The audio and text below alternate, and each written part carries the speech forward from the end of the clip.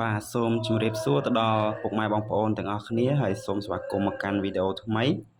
អញ្ចឹងវីដេអូនេះគឺខ្ញុំមកនិយាយអំពី Honda Dream ស៊េរីឆ្នាំ2026ដែលក្រុងនឹងចេញឆាប់នេះបាទហើយនឹងចេញលក់នៅក្នុងចុងខែ9នេះពុកម៉ែបងប្អូនអរគ្នាបាទអញ្ចឹងយើងមកដឹងត្រួសសិនថាតើលក្ខណៈពិសេសរបស់ម៉ាស៊ីនក៏ដូចជាទម្ងន់តួអីហ្នឹងយ៉ាងម៉េចយ៉ាងម៉ាតោះយើងមកដឹងលក្ខណៈពិសេសមួយចំនួនសិនបាទអញ្ចឹងទី1ចំពោះម៉ាស៊ីនបាទម៉ាស៊ីនប្រភេទ4តង់ហើយសេមី1 HOC បញ្ចុះកម្ដៅដោយខ្យល់បាទនេះគឺជាម៉ាស៊ីនហើយទំហំស៊ីឡាំងរបស់វាគឺ123.94 cc បាទអញ្ចឹងម៉ូតូនេះអត់បាន125 cc ពេញទេបាទបានត្រឹមតែ 123.94 cc ទេបាទហើយសម្រាប់កម្រិតបង្ហាប់របស់វាគឺ 10.0 បាទហើយចម្ងាយពីស្តង់វិញគឺ50បាទគុណនឹង63មីលីម៉ែត្របាទអញ្ចឹងចម្ងាយពីស្តង់គឺ50.00ទេហើយចំពោះចម្ងាយគឺ63.121មីលីម៉ែត្រចម្ងាយពីស្តង់ណាបាទពីស្តង់ដើរបាទអូខេហើយចំពោះប្រព័ន្ធប្រេងឥន្ធនៈវិញគឺប្រើប្រាស់ប្រព័ន្ធ PGM FI ដដែលមានន័យថាប្រព័ន្ធប៊ិចសាំងដដែលណាពុកម៉ែបងប្អូនអរគ្នាបាទហើយសម្រាប់ម៉ូតូនេះគេណែនាំឲ្យយើងចាក់សាំងដែលមានកំហាប់ខ្ពស់ទៅដល់91អុកតានណាពុកម៉ែបងប្អូនអរគ្នាបាទអញ្ចឹងបើសិនជាយើងចាក់សាំង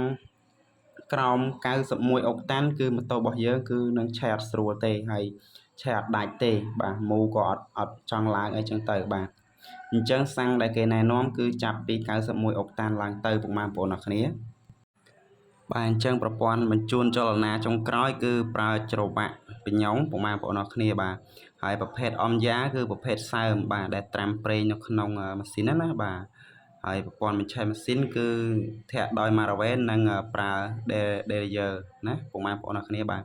មានន័យថាប្រើកុងតាក់ D ហើយនឹងធាក់ដោយ Maraven អានេះសម្រាប់ការបញ្ឆេះម៉ូតូបានបាទអញ្ចឹងចំពោះទទឹងរបស់ម៉ូតូគឺ697មីលីម៉ែត្រហើយបណ្ដោយរបស់ម៉ូតូគឺ1868មីលីម៉ែត្រនិងកម្ពស់របស់ម៉ូតូគឺ10.51មីលីម៉ែត្រផងដែរបាទនេះគឺបណ្ដោយទទឹងនិងកម្ពស់របស់វាណាពុកម៉ែបងប្អូនអរគ្នាបាទហើយប្រវែងពីកង់មុខទៅកង់ក្រោយគឺ1200មីលីម៉ែត្រផងដែរបាទអញ្ចឹងសម្រាប់ម៉ូតូនេះមានទម្ងន់98គីឡូក្រាមផងដែរពុកម៉ែបងប្អូនអរគ្នាបាទហើយចំពោះប្រវែងកម្ពស់ពីដីឡើងមកបាតម៉ូតូហ្នឹងគឺកម្ពស់របស់វាគឺ134មីលីម៉ែត្រពុកម៉ែបងប្អូនអរគ្នាបាទចំពោះកម្ពស់កែបបាទ751មីលីម៉ែត្របាទអញ្ចឹងសម្រាប់ចំណុះធុងសាំងគឺពុកម៉ែបងប្អូនអរគ្នាអាចចាក់4លីត្របាទចំណុះរបស់វាគឺ 4.0 លីត្រគឺចាក់បានប៉ុន្តែបើសិនជាយើងចាក់យកមកពេញតែម្ដងអាចចាក់បាន4លីត្រកន្លះណាពុកម៉ែបងប្អូនអរគ្នាបាទអញ្ចឹងសម្រាប់មុំត្រេតចំពោះឬក៏ហៅថា